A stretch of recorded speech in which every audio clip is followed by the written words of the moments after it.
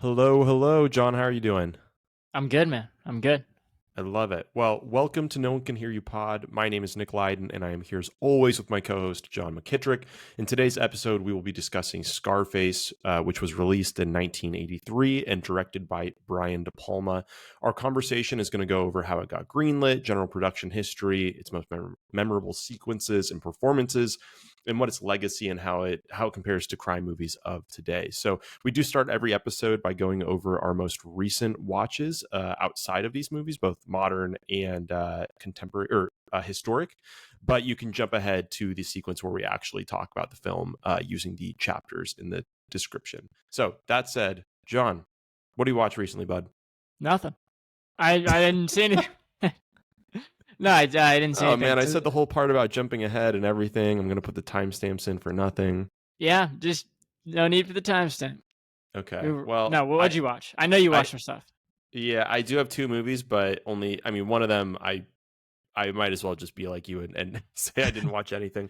The first one that I watched recently was the new Captain America Brave New World. Oh, no. My girlfriend and I went out and saw that opening night, and it, I would say I enjoy Marvel for what it is. I think there's been some high highs that like I truly enjoyed going to the cinema for it, and I thought it was a really cool movement. Sure. That said, I'm well aware that they've had some stinkers in recent years.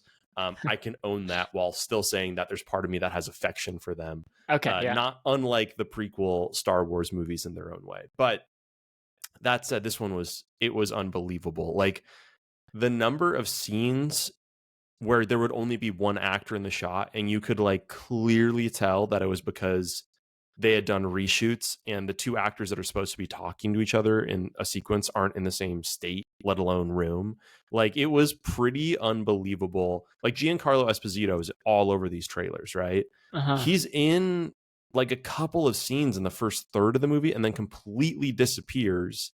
And when he's in these scenes with Anthony Mackie, the new Captain America, it's like they're never in the same shot. They're always, it's always cutting back and forth in such a way. And later on, I found out he was shot into the movie after they had finished filming the whole thing. So it just was, it's almost worth going to see just to be like, wow, this is what it looks like when a magician fucks up every trick that he has in his toolkit and you just see the springs and the mirrors all at once. You're like, I almost feel like it's an education in its own way. Man. That's but brutal. It was a tough beat. I still had fun. I wasn't like gritting my teeth or anything, but it was pretty slovenly. What about Red Hulk? Was Red Hulk cool? I liked Red Hulk, but okay, here's the thing. I know, big spoiler, we're talking about him. Like they put him all over the fucking trailers. He's in the last like 5 minutes maybe of the movie. Is he Green Hulk for the rest of it, or no? He's not in the movie. He only shows up at the very end. I thought you were saying he only turns red in the last 5 minutes. No. He's like not in the movie at all. It's like, yeah, they're trying to go for like some political intrigue stuff. And anyway, it's a tough beat for sure. I've seen worse movies in theaters in the past year. Like I think fucking Megalopolis was way worse to see in theaters. It just like was bordering on like dementia ridden to me when I saw that movie. Like this movie, like at least there was a structure. It was a bad one, but like you could kind of, I don't know. Also, the villain is atrocious. It's rough. Wait, are you someone who follows the Marvels? Like, or do you watch the new Marvel movies when they come out usually? Usually I'll see the movies. I don't really watch the shows. But I didn't see the Marvels last year, for instance. Okay. I hate Captain Marvel. So what about like Madam Web? Did you check that out? No, I don't even touch the Sony ones. Okay. In your opinion, when did things start to get bad? Because I've just never like I don't have. It's not that question. I know. I'll let you think about it because I don't hate Marvel. I'm not like one of these. Like I loved Iron Man as a kid. Like I love superheroes. They're so cool. But I just never got into the movies. And I feel like to get into the movies, you have to get into so many movies. And I think that period of like Marvel's height is when I was like least interested in movies when I was in college. I just kind of missed. Like I never saw Avengers Endgame. I just heard so much about it. I was like, I think I got it. I think I got the gist of it. You know? Yeah. But I'm not like a hater by any means. I think a lot of those movies, this is belittling it more than it deserves, but it's almost like Gangnam Style. It's like either you were around for that moment or you weren't, you know. It's like it wouldn't mean anything if you showed that to some kid now, right? But it was fucking huge when it happened. Is that why they didn't respond yesterday when I tried to do the Harlem Shake out in the streets? No, they don't know the Harlem Shake. The kids They don't aren't know that. Harlem shaking anymore. Yeah, I tried it and no one responded. Everyone kept moving. That one's more embarrassing to me than Gangnam Style by far. Yeah. But I mean, I'm overselling it. Like I liked Infinity Wars. I liked Endgame it was fine, but Infinity Wars was definitely the peak. Okay. I mean, it's a great question. Where did it fall off? Yeah. Definitely post Endgame. Like that's pretty established.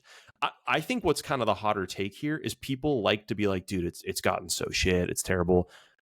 People forget how fucking bad a lot of the first ones were until they managed to like make it cohesive, and genuinely they had some great storytelling and great like movies. But like the first two Thors are not great. Like Captain America is not great. I mean, I think that one was okay. Iron Man was great. That was rock solid. But even the second Iron Man is a little wobbly at times. So people definitely look at it with some rose-colored glasses, I think, because there was a high point that they led to. But anyway, yeah, we're definitely in a funk for all the Marvel heads out there right now. Although I will say they had the new trailer drop for the new Fantastic Four. I actually think it looks pretty good. I like that they're going with like a different time period and a different aesthetic that I think actually looks like meaningfully different. Yeah, I have not seen that trailer yet, but I mean, when I was a kid, I thought the Fantastic Four was so cool. And I think the one that came out when we were maybe not kids, Jessica but younger. Alba? Yeah, it was like the Silver Surfer, whatever they're on the Silver Surfer. Yeah, that one was cool. I thought that one was pretty cool, but I'm sure it has like horrible ratings. But I just remember being a kid and thinking that was cool. But I'm not like, if I watched it now, it's probably not that good. Yeah. And then other movie I watched, just to keep moving, I watched Anchorman: The Legend of Ron Burgundy for the first time in years. And first of all, the cast in that is insane. It's like Will Ferrell, Paul Rudd, Steve Carell. I can never remember the fourth actor's name on there. David Koechner is in it, right? He's the bald guy. Yeah. And then, but like, there's a lot of like pretty big name guys that are just small at the time. Like Seth Rogen's in it. Paul F. Tompkins is in it. There's a bunch of, anyway, I don't need to belabor it, but Anchorman is just fantastic. The one thing I did feel when I was watching, I was just like almost obnoxiously laughing at everything in my own home. I was like, every single thing about this makes me laugh. And why is that? And the comparison I felt like in my head was, I felt like in Dune, you've seen the Dune movies, right? Oh yeah.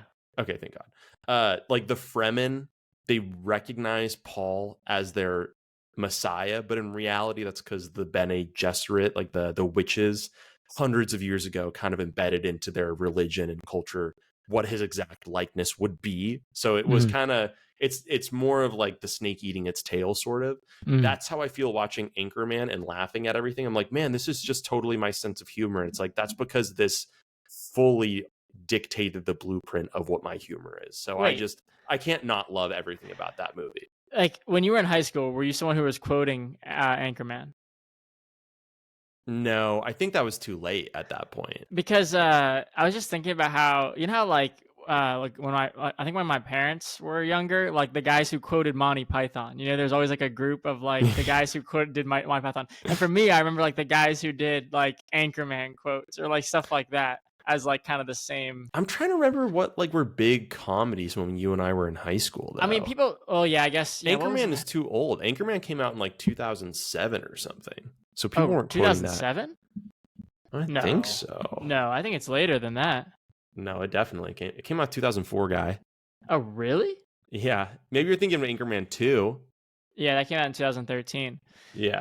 Yeah, you're probably right. But yeah, but you know what I mean? Is like, I think, I guess I'm completely wrong about the movie, but isn't every generation probably has a movie that like the high school kids like quote, you know, and it's like, okay, we get it. Like you saw that. Oh, for sure. Yeah. What's ours?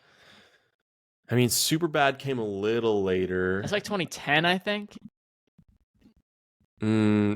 Project X was around then. Project X was big. Yeah, this would have to be a separate podcast, I think. But yeah, we're both clearly very prepared for this. I'm trying to think. Oh, The Other Guys was huge. The Other Guys was huge. Yeah. We should all right, keeping it going. We have to talk Scarface. Oh. What do you think?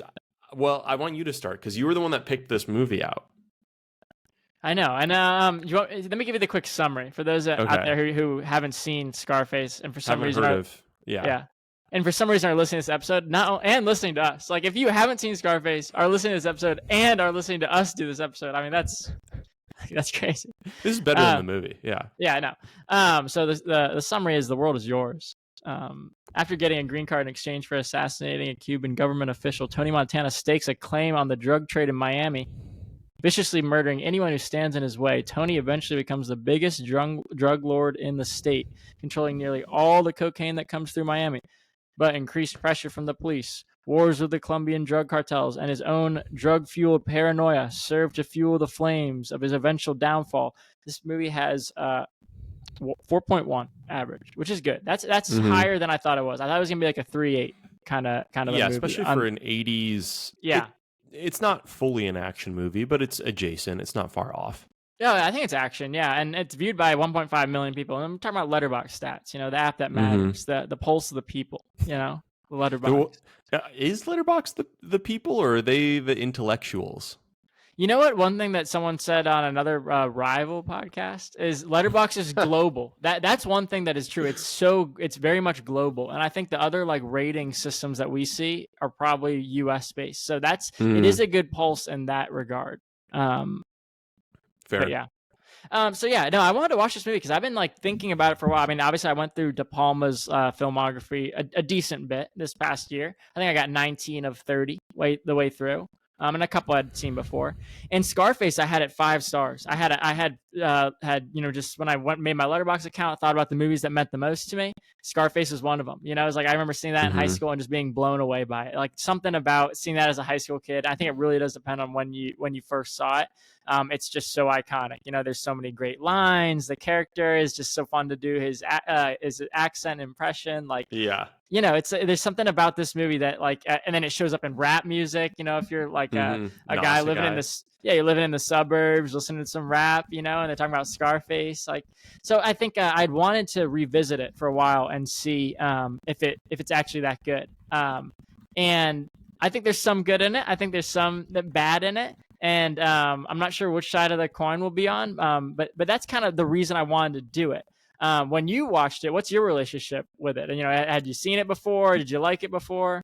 Yeah, I had only seen it once before, and I enjoyed it if I thought it was a bit overrated. I think I was probably like 22, 23 when I saw it. And I think part of it was it does have a longer runtime for sure. But I will say this time around, I liked it way more than I remembered liking it. I felt like it was actually like surprisingly fast paced in terms of like the story structure. There's something going on that's like meaningfully interesting every 5 minutes. I mean, honestly, this is pretty damning for me to say. I really try not to do this, but like I watched the first half of it last night, and then I had to watch the second half of it today. But there's definitely moments where like I was getting texts on the side, right? And I looked down at my phone for a second. And I think there's a lot of movies that even come out today or shows where I can very easily just like text and still get the gist of what's going on. And I like actually had the like sensation of like, no, like I want to put my phone down because something's happening right now that like is like kind of fucking crazy. Like during the sequence where Tony is about to get his arm chainsawed off in the bathroom. Like I couldn't text during that. I was way too locked in on the screen, which I think is in line with De Palma too. Like he just does so much shit that's like it's always very either perverse or violent, or it really just feels like it's on like the periphery of like kind of the darker side of humanity, and it's still part of us. But anyway, it's the sort of stuff that you can't look away from, even if you think or know you shouldn't be looking at it. Yeah, and if you think about when it came out, I think that's the release, or that's the reason it got panned so much during its release. The critics hated it. It was way over the top, too violent. What is this gonna, show our youth, kind of thing. I think very much so. And like when you were going back through it, did you remember like the level at which it is that? Because I remembered the chainsaw scene, like that's like the iconic scene, but I didn't remember the visual of like, you don't really get to see the saga through his head, but just the blood, and it's like, oh, this is way more like graphic than I remembered. No, I honestly I remember it had been long enough that when he goes into that room, I knew some shit was going to go down, but it was Yeah. actually great. Like I feel like I got to I knew some of vaguely the vibe of what was going to go on with different sequences without it feeling like it actually spoiled it. It just kind of was like, oh, I should pay attention right now in particular. But no, I thought the chainsaw sequence was fucking awesome. Yeah, The it's thing that great. definitely stood out to me more than anything in my memory was the tub sequence. Like just that image is so iconic. And then the shootout in the mansion at the end Yeah. I thought was unforgettable, just how over the top it is. And normally we go through a section at the end where we just talk about some nitpicks of stuff that we don't even dislike, but it's just it doesn't necessarily make sense. I'm not even, I would even put that sequence in there because I just like it so much. I'm getting a little bit ahead of myself. I'm just excited to talk about it. Yeah. No, I know. And I was actually just watching.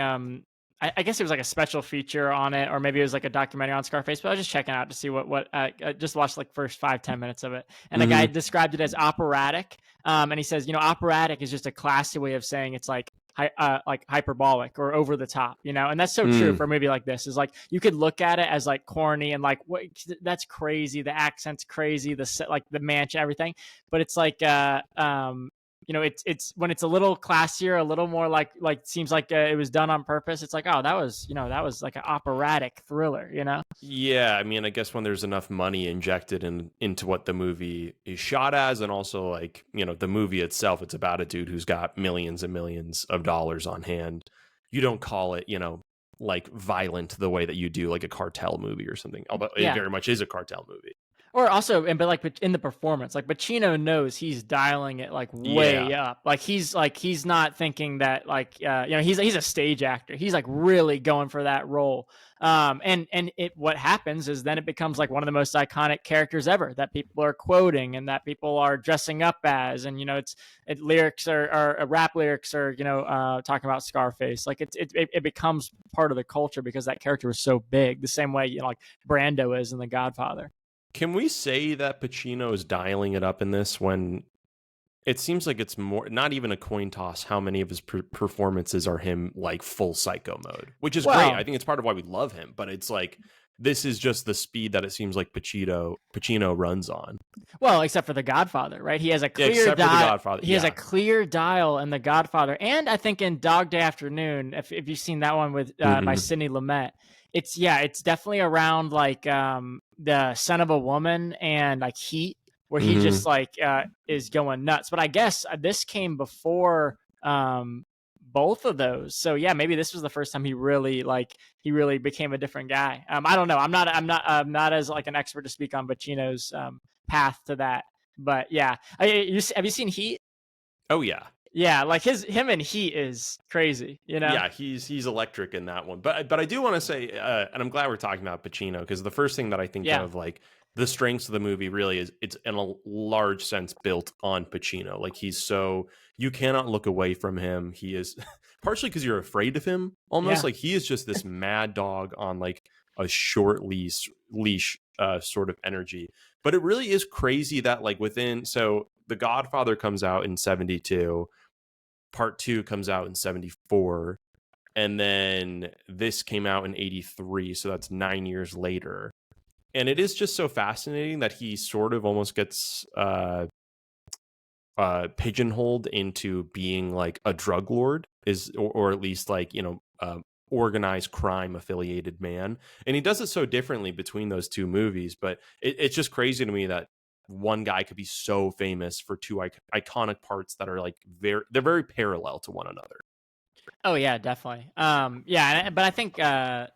Oh well, I want to talk to you about this. Is like, do you think him deciding like, hey, I want to play a Cuban guy? Like, I think that's part of why some people are having a hard time getting behind it. And like the younger generations, they're like, oh, he's just doing a Cuban accent, like he's an Italian guy. Do you think that's like matters in 2025, or is that not something that you care about? I mean, it's a great question, and one that I think I think a couple months ago I maybe for no particular reason would have gotten in more trouble to have an opinion about it. Oh, true. The current discourse of the world, I guess, is it's swinging all over the place. My personal opinion on this, and if someone has a problem with it, do your thing. I have no beef with that. But I think if an actor is trying to sincerely portray a part um, of a background that isn't one to one with their own, but they're actually going like and with good intentions, meeting with experts and people within that culture and that industry and whatever, it's like ultimately anyone playing any part is they are playing a part. You are not playing yourself, otherwise it would be a documentary, right? It would be an interview. So I think as long as you're like talented, skilled, and like have good intentions with it, I feel like that's a pretty good place to start from. um I enjoyed it. I didn't have any problems with his depiction of it. I don't feel like he's ever trying to be a mockery of it. But that said, I could also see if I was like a Cuban man or woman at the time or even today, and you felt like it was playing on negative stereotypes of your people, like maybe that's a valid opinion to have as well. Although I will say, the movie I think does a great job of having some people, some characters like those types of real world people that are telling Tony, like, fuck you, you're a bad guy. You give us a bad name. He hears it once from the FBI agent in the sting operation. He hears it from his own mother. Mhm. So I don't think that voice isn't being heard within the movie as well. Uh, and actually, I have a larger point on that I have a question for you on. Well, actually, first I want to hear your thoughts on it before I dig in any further. Yeah, sure. Yeah, I don't know. I mean, it's always kind of the like cliche to say that it's not for me to say, But I think if you look at it in the time period, like no one would have batted an eye at it in 1983. So it's like he's not doing something that like he's intentionally trying to be or trying to offend anybody. Or like I think in 2025, if you take that role, you're setting yourself up for some scrutiny. But in '83, he thought it was an interesting character. He did his Mm-hmm. best. It's also he's playing a criminal, so he has to be over the top. He has to be, he's doing cocaine, he's shooting guns. Like he's not trying to Yeah, he's not represent. playing like an office worker Cuban Yeah, American man. He's yeah. It's playing, just, yeah, drug lord. Yeah. and it's a remake, right? It's a remake of like a 1932 Mm-hmm. movie. So he's playing a character. And yeah, I think some people like might have a hard time with it today, or like I always find, or people will find something to say about it. And I actually didn't see a ton of letterbox comments about this, but I was just curious what you thought about it. Um, uh, but like people will like pick on that to be the reason why, oh, this is not like a better movie than I think it is sometimes. Yeah, well, I think another interesting piece of it is I think someone could have the argument of like, okay, well, good intentions and talent and access to people of that community aside, when you choose an Italian American guy to play a Cuban that's come to America, you take away that role from an actual Cuban, right? And it's like, okay, well, maybe that's a valid point too. Maybe we should be thinking about different voices and communities so that we can ultimately try to have better art and more inclusive art in some ways. But I think on the other hand, it's like, okay, well, keep in mind it's 1983, and the reality is we need to get butts into seats. Al Pacino's a huge star. And honestly, I can't speak to it, but I don't imagine in 1983 there was a whole plethora of name brand Cuban actors that would draw an audience the way that Al Pacino would. And so, I think, you can, it's sort of the chicken and the egg with that, where you could say, okay, well, if you keep doing that, well, it's always going to be white actors or whatever it is. I think that times have certainly changed, right, in the last 40 years, obviously. And I think we've gotten better with that. But I think there ultimately is a business decision to it as well, where it's like, if it's an actor that's not going to draw a crowd, then the movie essentially has no voice and no representation anyway. Yeah, I think that's right. I think that makes sense. I was gonna ask you another question, but you said you had one for me first. Yeah, I did. And so actually, and this is part of my part of why I think this movie does a great job showing, like if someone did have an issue with this being a depiction of a Cuban in America, and they're thinking that like, well, like this is, I don't want us to be represented in this way. I think one piece of this movie that responds positively to that is like, this is a good depiction of the danger, and not just danger but consequences of greed. I think an interesting discourse in recent years is how stories like Breaking Bad, and even more so The Wolf of Wall Street, can seem to glamorize a world of excess and greed and debauchery and selfishness. And I think a lot, Scorsese would say, a lot of critics would say, this movie is actually not it's supposed to be a cautionary tale. If you look Mhm. at the end of Goodfellas, if you look at the end of Wolf of Wall Street, if you look at the end of Breaking Bad, these are broken men that are losers and alone. And it's like, there's truth to that. But I mean, John, when you and I went to college, how many guys did you know that wanted to live exactly like Jordan Belfort out of college? It's a lot. And you know what you make me think about is like, why is there not the same celebration of Henry Hill in Goodfellas the same way there's a celebration of Tony Montana and Scarface? Like, it's like there was like a Amigos song called Tony Montana. You know, it's like Mm-hmm. people were like, why is he this celebrated figure? Because it is supposed to be, that is the message of it, to be like, this is what happens. Even if you're an immigrant coming to this country starting with nothing, this is what happens when you move too far up in America. This represents the greed of the 80s. And like, you know, so why Scarface, why Tony Montana and Scarface, why did he become that like cultural icon? And is that like a positive thing, you know? It's a Like, really interesting question. I first of all, I think like Tony Montana is, and this is all conjecture here, but like I think he has certainly a lot more like machismo than Henry Hill has. Ray Liotta's character is in some ways kind of shy throughout the movie. Like he can be kind of like, he has some riz with Karen, right, when they go on that first date for sure. right. But like it all takes place so far away because it's in like the like 60s, right, when that's going on, versus I think it's 70s. Yeah, is it 70s or 70s? 80s. Yeah. Well, I guess maybe it starts in like the 50s when he's a Sure, child, sure. and Okay, some yeah. of that vibe carries with it. A lot of the story is about people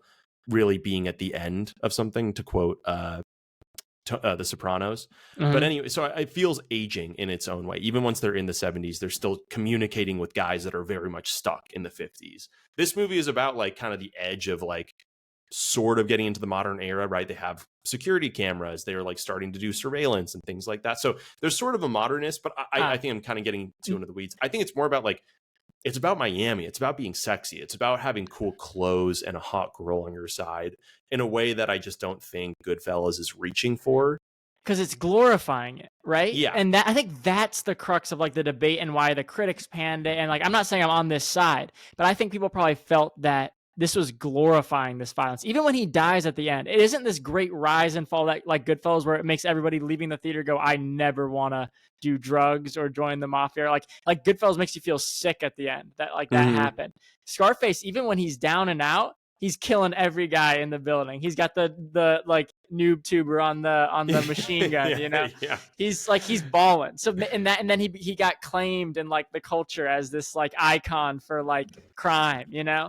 Well, Um so yeah. actually, I was going to say I actually kind of disagree. I agree Okay. with everything you're saying about Goodfellas. I actually feel in a different way. I feel like what I was getting at was Scarface, I think, does a great job of depicting the actual like downfall of greed. In that, like, I think the worst version of it, and I love this fucking movie, but Wolf of Wall Street, I think the whole time Leo DiCaprio is the most charismatic man on earth. Sure. And so even when he's being an asshole, and maybe especially when he's being an asshole, you're like, I want to be that fucking guy. He's really cool. He seems intelligent. He's funny. Like all of those things, even when he's at the end, it's like he's still living in a mansion. And at the very end, he's still giving a speech to like crowds of people that want to learn from him. Sure. He's still influential. Like, I don't think it ever really shows, like, it never picks at the wound that greed really is. I think this movie does a great job of it because Tony's fucked up from the get-go. It's not like there's a pinnacle of his success and then it falls down. Like, yes, that happens, but the whole movie, he's miserable. There is not a point in the movie where he is happy or fulfilled. He is like a gaping hole of a man that's like scratching at anything to fill himself, and Good it's point. impossible. And I think that is what makes it a clear depiction that this is a bad guy, that like they're not trying to say like, hey, this is what like Cuban Americans should be depicted as. It's like, this guy is sad. He's living a sad life. And I think he does a better job of it. I think there's a better argument to be made about this pushing back against greed than I think Wolf of Wall Street. Yeah. You know, that's really interesting. And I yeah, so I just wonder why he became that figure. And maybe it's people misinterpreting it, right? Or like making a joke out of it because it is such a like a grand movie, you know. So maybe it's just that people like it's fun to like have Tony Montana be your guy, you know? Oh, for Uh, sure. Yeah. I'm also getting like wearing like my like movie thought hat right now. no, This no, movie's I also know. just fucking like, it's a banger. So I totally get it's so, especially now it's like gifable and quotable. I mean, I Sure. think the craziest line in cinema, here's a hot take for you. Okay. is there a crazier line in cinema than, like, more out of pocket than this whole town's a pussy just waiting to get fucked? I think Yeah. that is the craziest bar I've Yeah. ever heard in my life. Like, what a psychopath thing to say. Yeah, he ad-libbed that. No, I don't know. It's like the cinematic equivalent to when Tyson told his Oh, yeah. boxing rival, "I'm gonna fuck you till you love me," Yeah. and then a homophobic slur at the end of that. It's like you should be locked up. You are a frightening person. Yeah.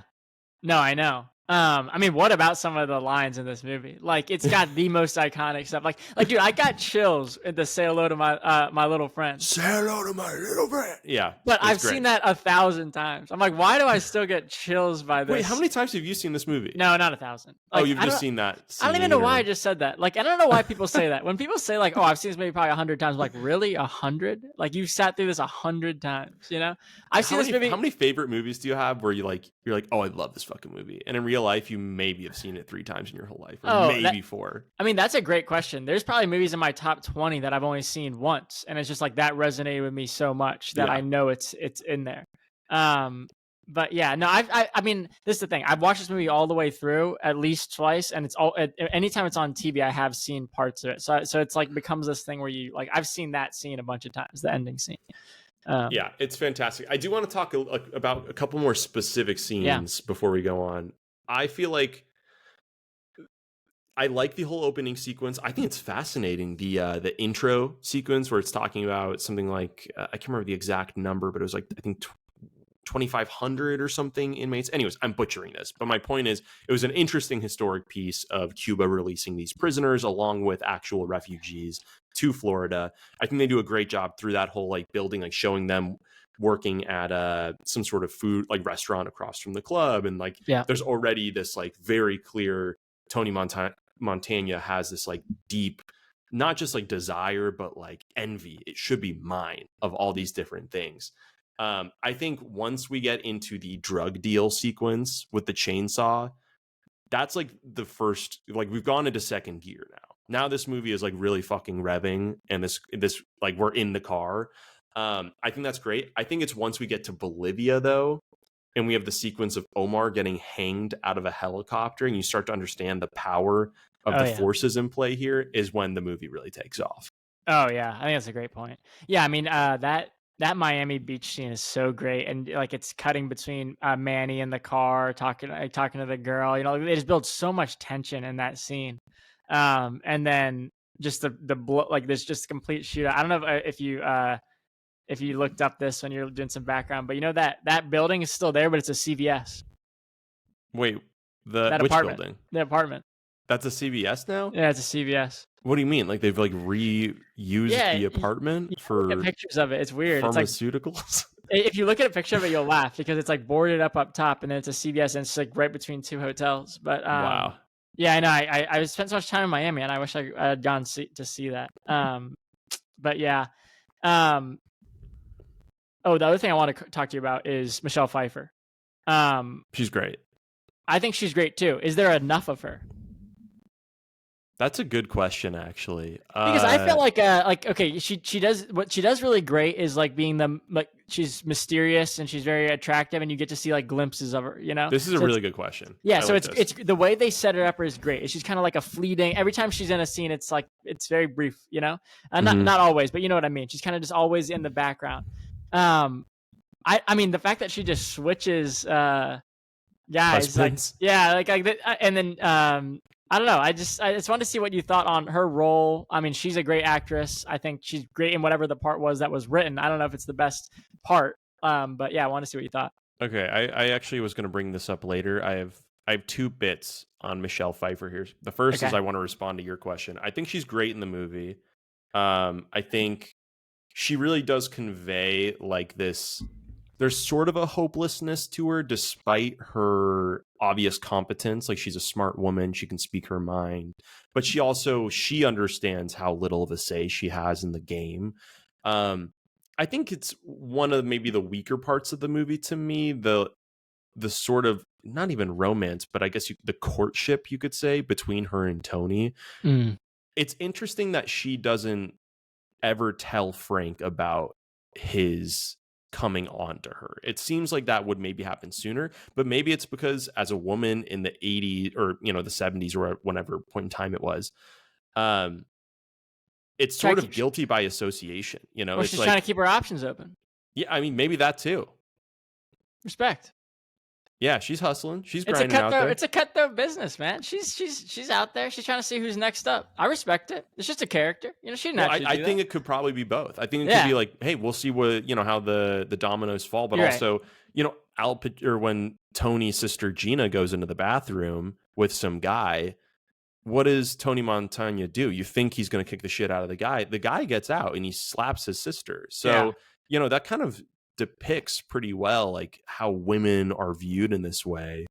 It's some pretty brutal power dynamics between them. I think that the scene, Michelle Pfeiffer's great scene is when they're at that dinner. Oh man, and that scene is awesome, by the way. Also, of like when he has that big blow up at the dinner. I have that too. Yeah. Okay. I'm gonna touch on that in a second. When she's like sneakily trying to do coke, but it's like so obvious, and just like the way she's acting that part, like that kind of like tweaking, like trying to like play it off.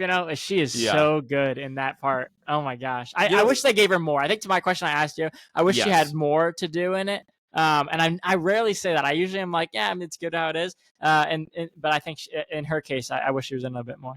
Yeah, I agree. I definitely wish she was also.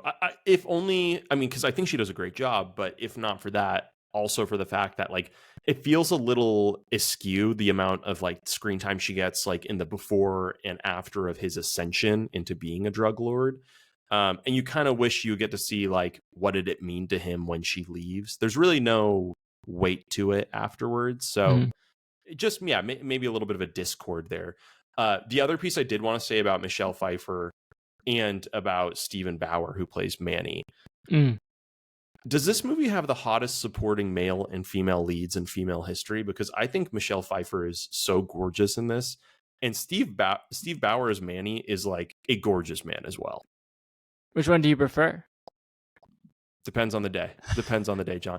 No, I'm maybe more of a Michelle Pfeiffer man myself, but does Steve Bauer not look like he's 6'5" in this movie? Is he not? He's also Al Pacino's like 5'7". Al Pacino's listed as 5'6", which I think makes him 5'5". Yeah. I think it's pretty established that those numbers are rounded up. Yeah. Yeah, no, it's a pretty great supporting. Also like did you recognize the guy, like the assassin guy? He's the one from, isn't he in like Breaking Bad or something? Yeah, he's Tio. It's like Hector, or what's his name? I don't know. Hector Salamanca. He plays Tio in Breaking Bad. That was a great one. Also, Omar, who's the guy that gets hanged in the helicopter, is oh god, what is his name? F. Murray Abraham, and he's in Amadeus. And he's also he is basically Mozart's rival in that movie. And then so he's like a co-lead. And then in Grand Budapest Hotel, he plays the grown-up version of Zero. He owns the hotel at the end of the movie. I remember that now. Yeah. And then if you watch Mythic Quest, which is kind of a shitty TV Apple TV show, he's also in that. Yeah, no, that's good. What else did you have that you liked? I have a couple of things that I wanted to talk to you about that I didn't like as much. So what else do you have that you liked? I just want to call out, I think there's a lot of great performances just across the board here. I like Tony, I like Manny, I like LV. I think Frank is really charming in his own way, and like he plays a part really well. You could totally tell as a guy who got in early and he's very affable and he already has money, why he would totally make sense to be successful at this. And his vibe of, I don't have any enemies, and he just, everything is punctuated with like a really sincere laugh. Like it actually works. You totally get why this guy was the first guy in and why he succeeded. And it totally makes sense why he got fucked over and murdered at the end, because he just wasn't built for the next iteration of what this industry was going to be. So I love Frank in it. I think he's great in it. But I also just wanted to call out, I think Alejandro Sosa, Alex, he is the Bolivian supplier of the cocaine. I think he's excellent. His voice is maybe like a little over the top deep, but I think it rocks. I think he actually, he's got like this look to him too. He's like, he looks rich too. In like a weirdly, he looks like old money, like the smart son of an old money family that you're like, oh fuck, he has like the capability and the resources to fuck my shit up. Yeah. I think he actually believably goes toe to toe with Tony. Um, Oh I yeah, so I think I so. just want to call. I think he's a fantastic character. Yeah. No, he's great. Oh, another scene that I forgot to mention, then we can move on, is when they're at the I think they're getting like ice cream or something, but they're just like at Miami Beach, and it's just like great dialogue with Manny and Pacha. And he's He's talking to the kids. He's like, wait, "You is that, see that guy over there? Look at him." yeah, exactly. Yeah, And is yeah. that also when he talks about, he's like, first you get like he's like, first you get the money, You then get you the get the power, power. Yeah. then you get the women. Yeah, Yeah, that's just a great scene too. yeah. No, that's a Yeah. really, really good sequence. And I Yeah. like that it like meaningfully shows some time between Tony and Manny. I should call that out. I actually really like their chemistry throughout the movie. I think they have like a believable dynamic of like clearly Sure. Tony kind of calls the shots, but it feels authentically brotherly in that they're sort of dicks to each other. Well, really more Tony to Manny, but they can get over it. Like you do feel love between them. And I'm glad that you get like even though it's like 1 second where Pacino breaks at the end where he's like, "Oh, I shot is it Manny?" Manny. Like he breaks down for a second. Like he shows remorse for that. I like that too, because yeah, I agree. They just have a great chemistry. Yeah, I would say also just set design in general. I think the mansion is obviously the All iconic black. piece. Yeah, It's so fucking yeah. it's pretty sick. I forgot how dope it was. The globe that has the World is yours. The world is yours is on it. Thank you. I think that's all great. Also, Tony just doing a unbelievable line of just a cartoonish size line of coke. I love that they don't show him actually do it. It's like clearly only did part of it. But I think it's cartoonish, but I love it. I think it like adds to it. It's a feature, not a bug, how outlandish it starts to become in the later half. Well, because it's like a big pile in front of him, and then he's doing like a little bit behind the pile. Like you expect him to just do the whole like a cartoon, like do the whole pile, but he's just doing the little bits behind. Yeah. Yeah. I love that. I think the bathtub sequence.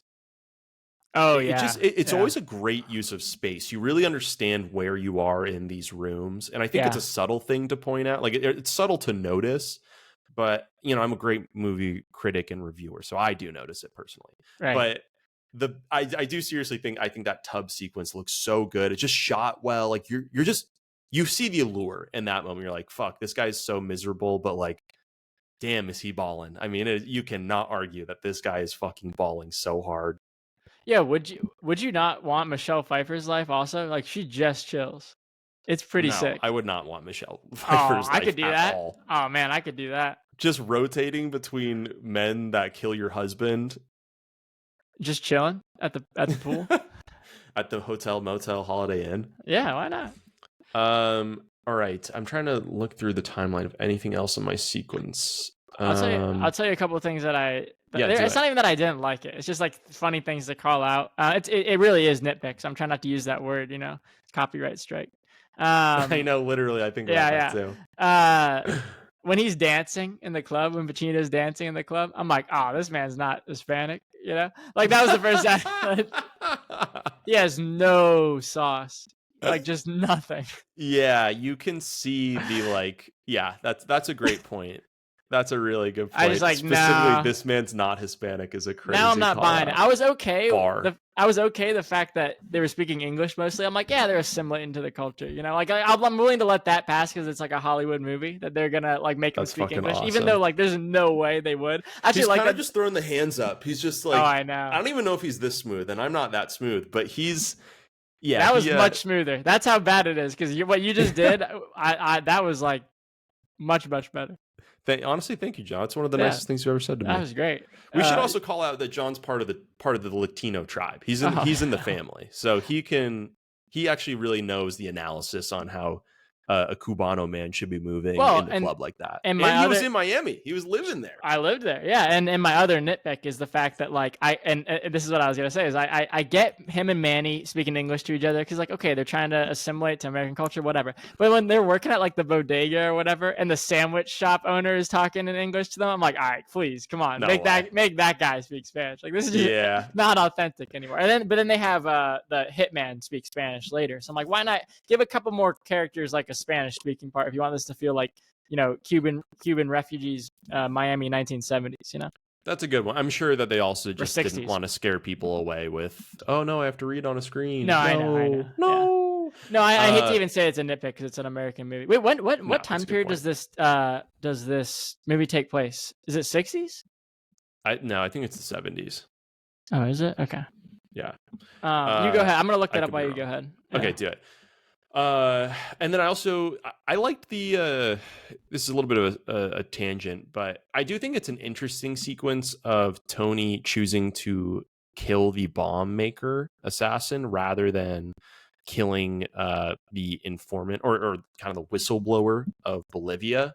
I actually have it in my nitpicks as an aside, but not a great plan anyway. Like, don't you think blowing up a family right in front of the UN or even a single man who's a whistleblower in front of the UN would probably just shake up the anthill, Like, I think I would be more likely to be like, we should go fuck these drug dealers up if they don't even acknowledge the UN as something that they, should fear.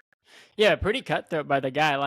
The fact because he's going to give the speech. That's how he's trying to stop him. He's trying to kill him before he's able to give the speech in front of the UN or something. Mm-hmm. And the guy has the foresight to go, or not foresight. I mean, I don't know what the word is, but he was like, I don't care. My mission is kill this guy before he gets there. And he now has there's the foresight to not give a fuck. About these that's the wrong word.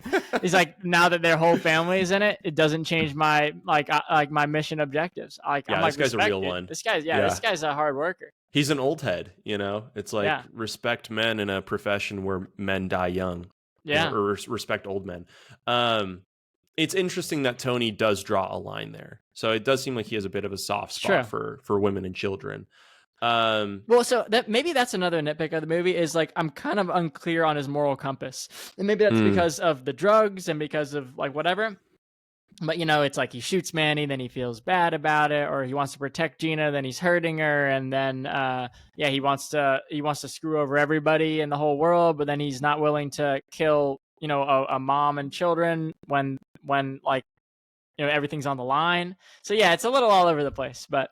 Yeah, I mean, I guess, and this is very much like a Sopranos Godfather thing, so I'm not sure. I imagine it functions similarly. I feel like within a lot of organized crime, at least within movies, the way they depict it is there's the idea of the soldier versus the civilian. So if you kill a man, especially if they're associated with something, that's fair game, but you don't kill civilians. So maybe it's along the lines for that, but it definitely, it's interesting. I think it definitely, you're right though about the drug fueled portion of it is that's probably why he doesn't respond to Manny's death until he does, and why a lot of other shit falls the way it does.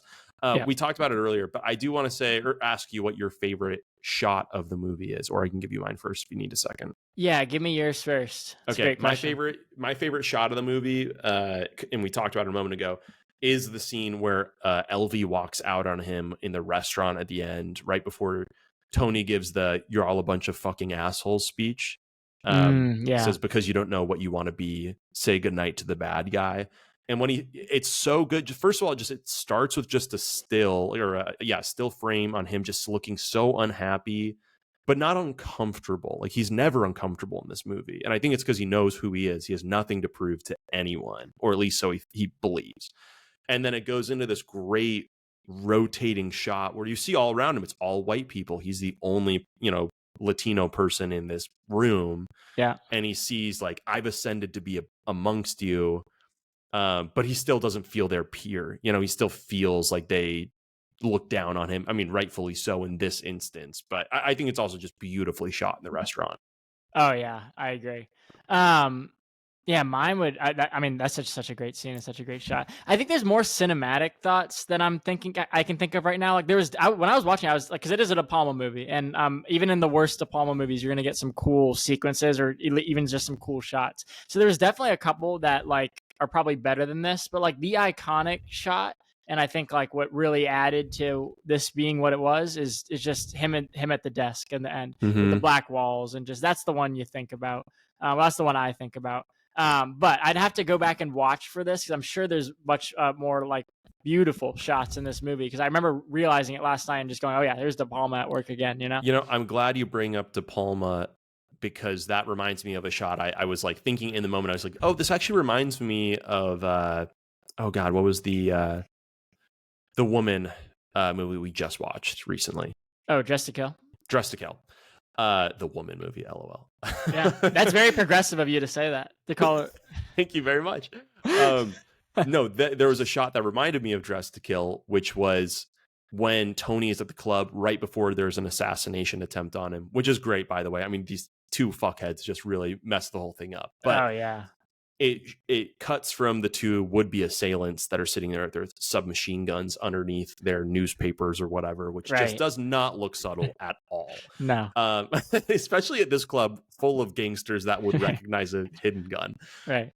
It then cuts to their desired target, Tony, and it keeps on the camera pans left. It's rotating left, and we're seeing what looks like Tony, and then we realize, oh, that's a reflection in a mirror. And then we're like, okay, this is actually Tony. And then it's a reflection in a mirror. And it does it like 3 or 4 times. And the last one was like, okay, this is the real one. And it actually fooled me 4 times. And I love, like, I think De Palma does a lot of stuff with mirrors like that I was like, man, this guy is so in his bag with his fucking club and all the mirrors around him. He loves it.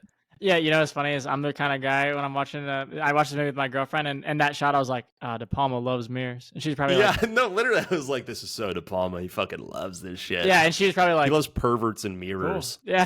Yeah, he loves tits and sex and mirrors. It's like I just can't resist saying some of that stuff. Sometimes watching, well, yeah, I know it's like, hey, I know something, I know a little thing. Can I say it? You know?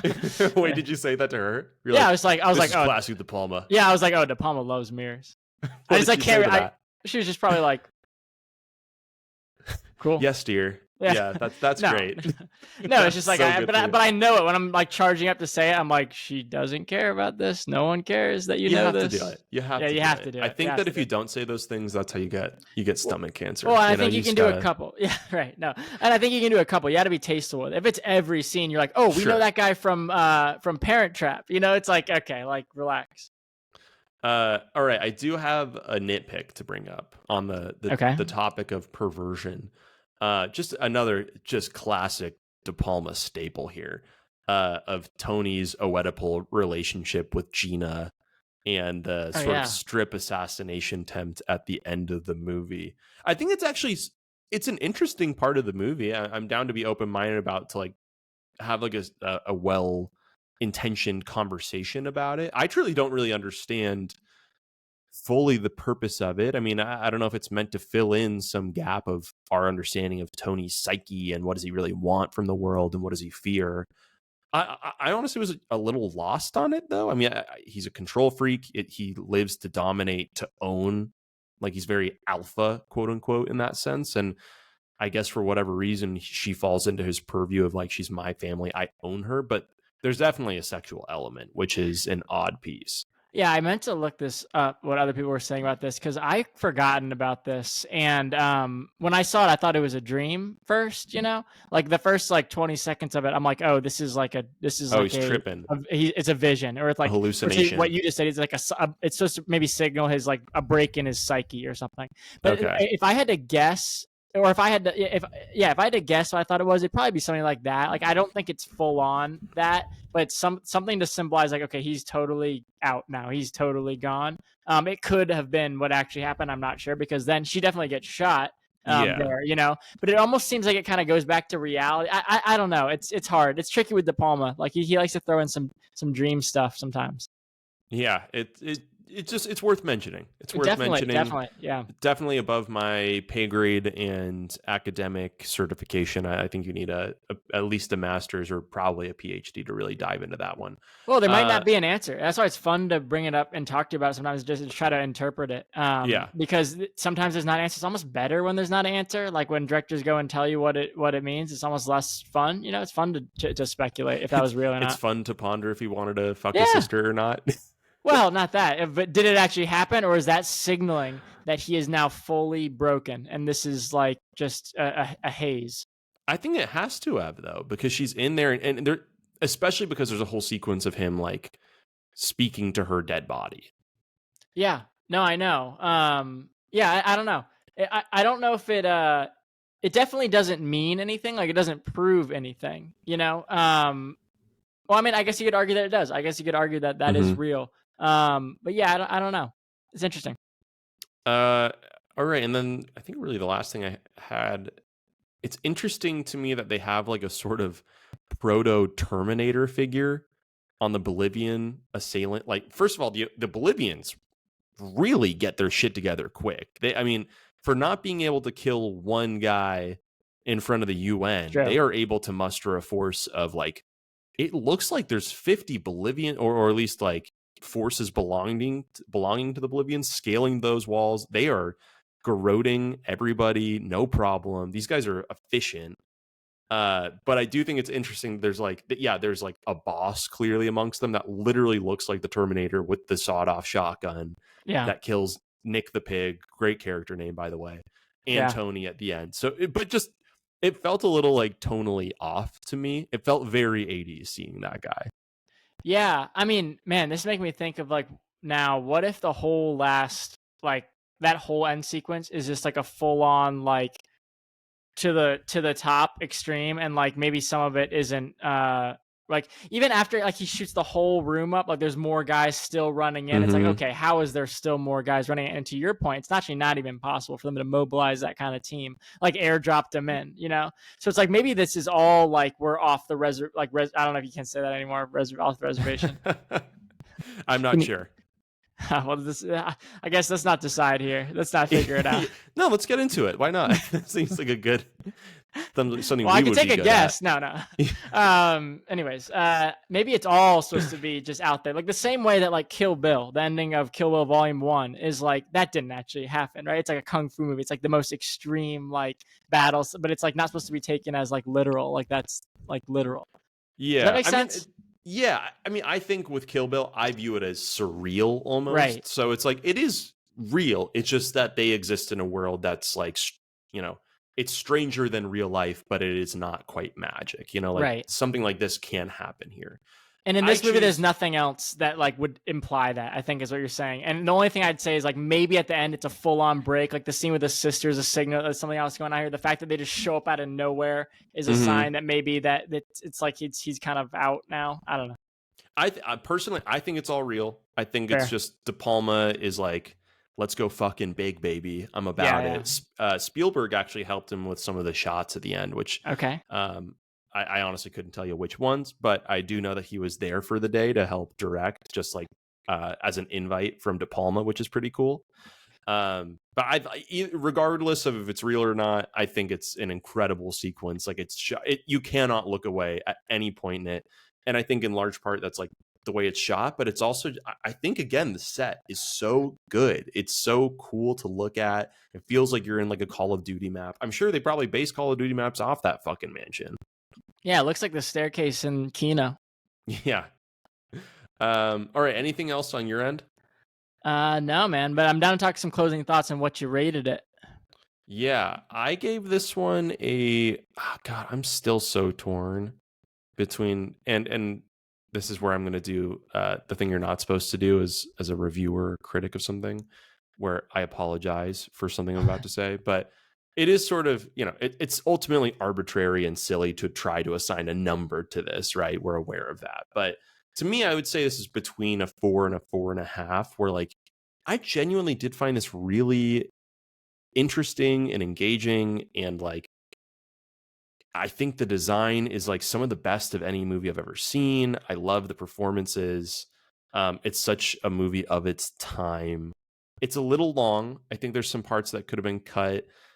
I do think some of the relationships or some of the dynamic with Michelle Pfeiffer's character, it feels like there's not a lot of payoff for how much emphasis there is on it earlier in the movie. So I just have a couple little nitpicks, but I mean, truly, I think it's a great movie. So I really enjoyed it. I would definitely recommend it. Oh yeah, for sure. I mean, I think you summed up what kind of leads into my answer too. Is I think I'm at a 4.5. I had it at a 5 before, and watching it again, and after you watch more movies and rate more movies 5-star, you kind of come up with a standard for yourself, Mm-hmm. And like if I'm calling The Godfather and Goodfellas 5-star, this is a notch right below that. It's amazing. It's a For four and a sure. half star and a heart. It's to me, I don't see it as a 4-star. I think it has to be at 4.5 to me. But yeah, it's not. I don't think it's a perfect movie by any means. But I really enjoy it. Yeah. Love it. Well, next movie we're planning on discussing is Kung Fu Hustle, which, John, I'm so fired up to watch that with you, I should say. So I got recommended this movie by a Blockbuster guy in like, it had to have been 2004 or something. I was like a kid. I was not old. And it's not like this movie is like super mature, but it definitely, like, this guy was referring like recommending a movie that was definitely older than he should have been referring it Sure. to me for. Um, but I was so blown away by it at the time. I'm very excited to talk about So it with you. I've resisted looking, even Googling it. I don't even want to know anything Okay. about it. I don't want to know what kind of ratings it has or whatever. But then the more I think about it, I'm like, I've heard of this movie. Like, I think it's going to be one of those things where I put it on and it's like, oh, my like neighbor had this DVD in his basement. I never watched it. Like, I'm like, Yeah. man, this sounds way too familiar. The more think about it, so I'm looking forward to that. It's one thing I will say, and it's not a spoiler, but it just based on the fact that it is like an Eastern movie, it definitely has some like portions of like the narrative, like pacing and like the way that things get referenced is definitely just different. Like I would say, Okay. like there's plot points that come up earlier and later than like I think we would be more accustomed to Okay. with the average Interesting. movie we see. But I think that's part of what makes it interesting to me too. Yeah. It's like you could call it a plot hole, you could call it whatever, but I think it's just in some ways a different style of filmmaking, which I think is always interesting. Well, I'm excited. I'm excited because I don't know anything about it, and you want me to watch it. That's always fun. I should also say I haven't seen this movie since I think I was like It's 10 okay. or something. So I'm so curious to see. I think I'm gonna like it still, but there's part of me that's like, oh fuck, what if it's just like a disaster, you know? Yeah, but it doesn't seem like it's gonna be something like one of my favorite movies as a kid was Master of Disguise with Dana Carvey, and like I just Am I not loved it. turtly enough for the Yeah, Turtle Club? I would quote that. I was actually that's probably what I was saying in high school. I was still Yeah. quoting Master of Disguise when other kids were quoting Monty Python. So I don't think it's gonna be like that level bad. So I think you have nothing to worry Okay. about. Good. Well, I'm excited to talk about it. Everyone, thank you so much for listening. We've got, I think it was 3 million views on the last one. So that was a new record for us, but we're aiming for a little bit higher on this one. So, like, share, subscribe. And if there's anything you want to have us watch in the future, let us know in a comment, as well as anything that you think we missed when discussing Scarface. All Sounds right, good. John, great talking to you, man. Talk soon. Talk soon, man.